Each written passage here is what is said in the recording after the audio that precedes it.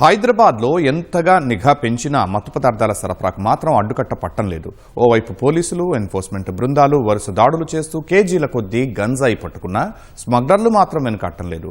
పంధా మార్చి సరఫరాను యథేచ్ఛగా కొనసాగిస్తున్నారు. పోలీసు ఎదురొస్తే దాడి అన్నంతగా ముఠాలు తెగిస్తున్నాయి. ఆగని డ్రగ్స్ దందాపై మరింత సమాచారం మా ప్రతినిధి రమేష్ అందిస్తారు.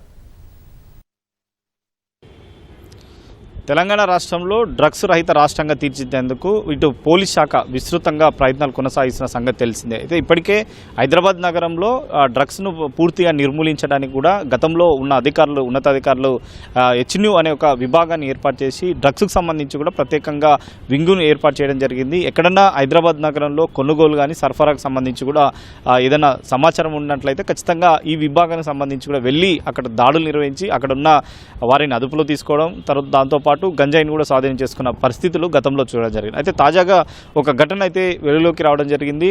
అబిడ్స్ పోలీస్ స్టేషన్ పరిధిలోకి సంబంధించి కూడా ఒక చెప్పుల దుకాణం వద్ద డ్రగ్స్ కొనుగోలుకు సంబంధించి సరఫరా జరుగుతున్నట్లు కూడా ఒక సమాచారం, పక్కా సమాచారంతో రావడంతో కూడా హెచ్న్యూ పోలీసులు ముగ్గురు అక్కడికైతే చేరుకోవడం జరిగింది. పక్కా సమాచారంతో వచ్చిన సమాచారం ప్రకారము అయితే అక్కడ ఒక ఇద్దరికి సంబంధించి కూడా డ్రగ్స్ సంబంధించి తీసుకున్న క్రమంలోనే పోలీసులు వారిపై పోయి అక్కడ దాడి చేసి వారిని అదుపులో చేసే ప్రయత్నం చేయడం జరిగింది. అయితే ఈ నేపథ్యంలోనే డ్రగ్స్ ఇచ్చిన వ్యక్తి, తర్వాత డ్రగ్స్ తీసుకున్న వ్యక్తి కూడా ఇద్దరు కూడా అక్కడి నుంచి పారిపోయేందుకు కూడా ప్రయత్నం చేయడం జరిగింది. దాంతోపాటు ఆ భయంతో కూడా పోలీసులపై కూడా కారు తోలించి వారిని తీవ్రంగా గాయపరిచిన ఘటన నగరంలో తీవ్ర కలకలం రేపడంతో కూడా రాష్ట్ర వ్యాప్తంగా డ్రగ్స్ మూలాలకు సంబంధించి కూడా ఇదే విధంగా అంటే గతంలో కొన్ని ఘటనలు జరిగినప్పటికీ ఇంత తీవ్రత ఘటనకు సంబంధించి కూడా ఎప్పుడు జరగలేదని చెప్పి కూడా పోలీసు ఉన్నతాధికారులు అయితే చెప్తున్న పరిస్థితి అయితే ఈ నేపథ్యంలోనే వారిపైన కూడా ఎవరైతే కార్ డ్రైవింగ్ చేయడం జరిగిందో వారిపైన హత్యాయత్నం సంబంధించి కూడా కేసు అయితే నమోదు చేయడం జరిగింది. అది కూడా అంటే అబిడ్స్ పోలీస్ స్టేషన్లో పట్టుకున్న నిందితుడు ఇక్కడ నుంచి నేరుగా అఫ్జల్గంజ్ వరకు కూడా వేగంగా కారుతో వెళ్లడంతో కూడా వెంబడించి పోలీసులు అతన్ని అయితే అదుపులో తీసుకోవడం జరిగింది. దీంతో ఒక హెడ్ కానిస్టేబుల్కి మహేందర్కి కాలు విరిగిపోవడంతో కూడా ఒక ప్రైవేట్ ఆసుపత్రిలో ప్రస్తుతం అతను చికిత్స అందిస్తున్నారు. మరొక పక్క సిఐ శ్రీకాంత్, తర్వాత మరొక కానిస్టేబుల్కి సంబంధించి కూడా వంశీధర్ ఇద్దరు కూడా గాయాలు కావడం జరిగింది. వారిని కూడా ఆసుపత్రికి అయితే తరలించడం జరిగింది. అయితే ఏదేమైనా కానీ గాయాలు అయినప్పటికీ వారిని అయితే ఇద్దరిని అయితే అదుపులో తీసుకోవడం జరిగింది. కానీ ఇలాంటి ఘటనలకు సంబంధించి కూడా గతంలో కేవలం అంటే పోలీసులు దాడులు నిర్వహిస్తున్నారు. దాడులు నిర్వహించిన క్రమంలోనే పోలీసుల నుంచి తప్పించుకున్న ప్రయత్నంలో వాళ్ళు దాడులు చేయడం, లేదా అక్కడి నుంచి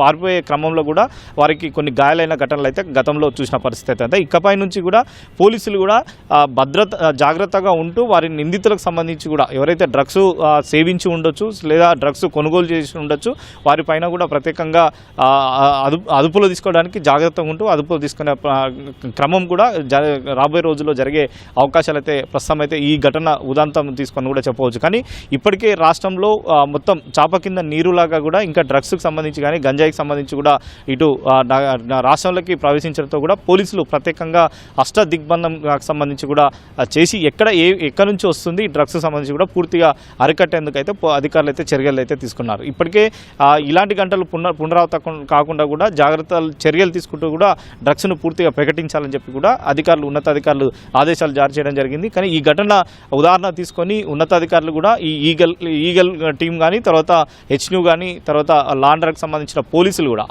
ఈ క్రమంలో ఇలాంటి ఘటనలు జరిగినట్లయితే వెంటనే జాగ్రత్తగా ఉంటూ తర్వాత వారిని అదుపులో తీసుకునే ప్రయత్నం చేయాలని చెప్పి కూడా అధికారులు అయితే సూచిస్తున్నారు. కాబట్టి ఇప్పటికే గంజాయితో పాటు డ్రగ్స్ విదేశాల నుంచి వచ్చే డ్రగ్స్ సంబంధించి ఎక్కడి నుంచి వచ్చినా కానీ ఇక్కడ హైదరాబాద్కు సంబంధించి ఎవరన్నా కన్జ్యూమర్లు అన్నట్లయితే వారిపై కూడా ప్రత్యేకంగా నిఘా పెట్టి వారి కదలికలపైన కూడా ప్రత్యేకంగా నిఘా పెట్టిన తర్వాత వారు తీసుకుంటున్న క్రమంలోనే ఆధారాలతో సైతం పట్టుకోవాలని చెప్పి కూడా పోలీసులు అయితే ప్రయత్నాలు చేస్తున్నారు. ఇలాంటి తరహాలోనే నిందితులకు సంబంధించి వారు భయపడుతూ ఇలాంటి వారి నుంచి తప్పించుకునే ప్రయత్నం చేస్తున్నారనే ఇలాంటి ఘటనలు అయితే గతంలో కానీ తర్వాత ఇప్పుడు జరిగిన దానికి కూడా పునరావృతం అయ్యే అవకాశాలు అయితే కనపడుతున్నాయి. కాబట్టి దీనిపై ఉన్నతాధికారులు కూడా ప్రత్యేకంగా దృష్టి ఉంచి వీటిపైన కూడా చర్యలు తీసుకోవాలి. తర్వాత ఇలాంటి ఎవరైనా దాడికి పాల్పడాలనైతే వారిపైన కూడా కఠినంగా శిక్షించాలని చెప్పి కూడా ఉన్నతాధికారులు అయితే ప్రస్తుతం అయితే భావిస్తున్న పరిస్థితి అయితే ఉంది. Vote studio.